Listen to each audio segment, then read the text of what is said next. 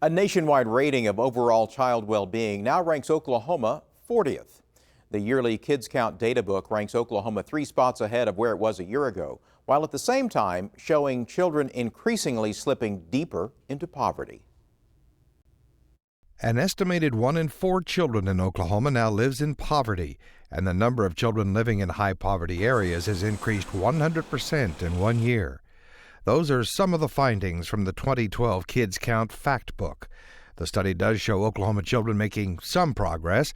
Test scores for 4th and 8th graders are improving, and the number of children without health insurance has declined from 13 to 10%.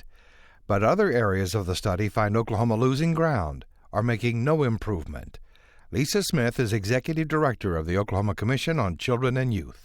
Out of the 10 indicators that Kids Count looks at, Oklahoma has significantly worsened in 6 of those key indicators. We're talking about child death rates increasing, teenage death rates increasing, low birth weight babies increasing, children living in poverty increasing. Other studies show a growing problem of babies born with exposure to substance abuse, and the number now in foster care has increased to over 9,000. Smith says it's time for some new ideas. I don't think we can continue to do the same things that we've been doing over and over again because I don't think they're working.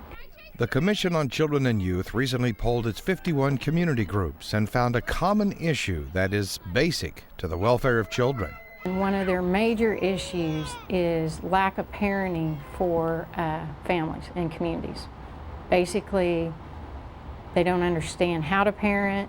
And that is now the major focus of the Commission. And we're going to look at what works in parenting, best practices, and how we get that out to these communities that are in need. The agency will fund that effort by shifting existing funds around. Smith says years of budget cuts have taken a toll on programs that improve the lives of kids. The end result's going to cost us more. And unfortunately, with the budget cuts, recession, kids programs have kind of been scaled back. And so now they need more money than ever to get back up to where they were 7 or 8 years ago. State Representative Rebecca Hamilton sees this issue on a larger scale. She says lawmakers are more focused elsewhere at the cost of families and children. Our government is controlled by special interest to the point that you really can't pass a piece of legislation if you don't have some special interest supporting it. Hamilton believes that makes it very difficult to pass new programs that address the root cause of many of the issues facing children: parental substance abuse, domestic violence, and poverty. If parents have to work 3 jobs in order to be able to support their children, they don't have time to actually raise their children. The number one thing you need to do with kids is be with them. Representative Hamilton says if parents aren't at home taking care of their children, others end up influencing them. They end up being raised by other kids and by the schools and by what they see on television or see on the internet. And then we act surprised when they get on drugs. We act surprised when they get into gangs. Wes Lane is a former prosecutor, is now chairman of the Oklahoma Commission for Human Services, which oversees the Department of Human Services. He got his first look at the Kids Count numbers just days ago. Children living in high poverty areas. That was the 100%er. Teen births per 1,000. Wow. Lane says Oklahoma is now moving to do a better job of addressing the needs of children that come into DHS care. We're at, I think, a fascinating moment in history in which we're seeing so many often struggling and combative segments all pulling on the same wagon in the same direction. And he sees the Pinnacle Plan as a key to that improvement. The plan is the product of a lawsuit by a children's rights group that forced the state to improve its child welfare system, in part by spending hundreds of millions of dollars to properly staff, properly pay, and retain qualified frontline social workers, and increase the number of good foster homes. Ultimately, when that case was settled, we saw a legislature appropriate money that I don't think they would have ever appropriated, millions. All of this comes at a time when DHS is undergoing massive change itself.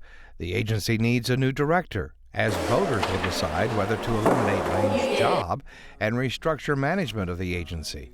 Because of that, Chairman Lane has already asked legislative leaders on both sides of the aisle to take steps to ensure continuity at the agency. I've asked these folks who would have the authority or their duty to then appoint those people, I've asked them to go ahead and appoint them now. Tell me who it is they want, and I'll appoint them right now to serve on a committee, so that if we go away, they'll still be there. So we're not in November twiddling our thumbs trying to figure out, so who should be this oversight deal? I want the same team there. Wes Lane and Representative Hamilton agree that no matter what changes occur at DHS, government does not hold the full solution to improving the lives of children. I think that a lot of the foster care problem will be eliminated in the Oklahoma City area because we're organizing Christian leaders to come together and to talk about how do we wield influence in such a way, how do we bring to the table coming alongside these families such that we don't see these families in foster care at all. You've got to follow through. Government of the people is a lot of work for the people. And that's one of the problems we have, is you can't keep looking for somebody on a white horse to come in. Oklahoma was ranked 43rd in last year's Kids Count data book, so the overall ranking is beginning to improve. And all involved acknowledge there is a lot of work left to do on the part of everyone.